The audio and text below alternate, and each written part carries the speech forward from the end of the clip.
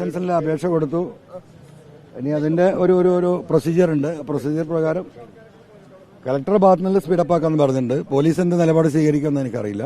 That we will see, wait and see. Gun ലൈസൻസിന് എന്ത് തരത്തിലുള്ള ഭീഷണിയാണ് ഉണ്ടായിട്ടുള്ളത്? കല്ലുകൊണ്ട് എറിഞ്ഞ് വീഴ്ത്തുന്ന ഭീഷണിയും അങ്ങനെയും കണക്കാക്കാം. അങ്ങനെ ആരെങ്കിലും വിളിച്ചിരുന്നോ ഫോണിൽ? എങ്ങനെയും വീഴ്ത്തല്ലോ. അല്ല, എനിക്ക് തോക്ക് കിട്ടിയാൽ മതി. I will manage.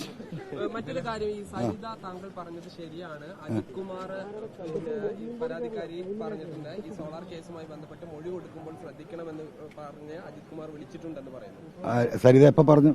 കുറച്ചു മുമ്പ് ഈ വാർത്ത കണ്ടിട്ടോ. ഞാൻ പറഞ്ഞില്ല, എനിക്ക് കിട്ടിയ വിവരം ഞാൻ തന്നു. ഈ ഇൻവെസ്റ്റിഗേഷൻ ഏജൻസി ആലോചിക്കട്ടെ. അതുമായി ബന്ധപ്പെട്ട പരാതിക്കാരും സാക്ഷികളും അത് അന്വേഷിച്ച ഉദ്യോഗസ്ഥരും ആ സമയത്ത് അങ്ങോട്ടും ഇങ്ങോട്ടും മാറ്റിമറിക്കപ്പെട്ട ഉദ്യോഗസ്ഥരൊക്കെ ഉണ്ടല്ലോ, അവരൊക്കെ ഉണ്ടല്ലോ. അപ്പോൾ അത് അന്വേഷണത്തിൽ തന്നെ പോട്ടെ. പിന്നെ സരിത വേറെ കേസ് കൊടുത്തിട്ടുണ്ടല്ലോ ഹൈക്കോടതിയിൽ ഈ ചങ്ങാതിനെ കുറിച്ച്. ആരെ? അജിത് കുമാർ ശാരീരികമായി പീഡിപ്പിച്ചുകൊണ്ട് പോലീസ് കേസെടുക്കാത്തതുണ്ട്. ഹൈക്കോടതിയിലൊരു കേസുണ്ട്. അജിത് കുമാർ പീഡിപ്പിച്ചിട്ട് അവർ പരാതി കൊടുത്തിട്ട് പോലീസ് കേസെടുത്തിട്ടില്ല എന്ന് പറഞ്ഞ് പോലീസിന് ഡയറക്ഷൻ കൊടുക്കണം എന്ന് പറഞ്ഞിട്ട് അവർ ഹൈക്കോടതിയിൽ ഒരു കേസ് കൊടുത്തിട്ടുണ്ടെന്നാണ് ഞാൻ മനസ്സിലാക്കുന്നത്. നിങ്ങൾ അവരോട് ചോദിച്ചാൽ അറിയാം. ഞാൻ മനസ്സിലാക്കിയ മുഖ്യമന്ത്രി പിണറായി വിജയനെ നാളെ തന്നെ കാണാം. ഒന്ന് വിടി മാഷേ. മുഖ്യമന്ത്രി എവിടെയെങ്കിലും ഇരുന്നോട്ടെ, ആ സാധുവിന്റെ നെഞ്ഞത്തേക്ക് കയറണ്ട. മുഖ്യമന്ത്രിയെ കാണുന്നു അങ്ങ് തന്നെ പറഞ്ഞല്ലോ, മുഖ്യമന്ത്രിയെ കാണുമെന്ന് പറഞ്ഞില്ലേ, പിന്നെ അതിങ്ങനെ ചോദിക്കേണ്ട കാര്യം എന്താ?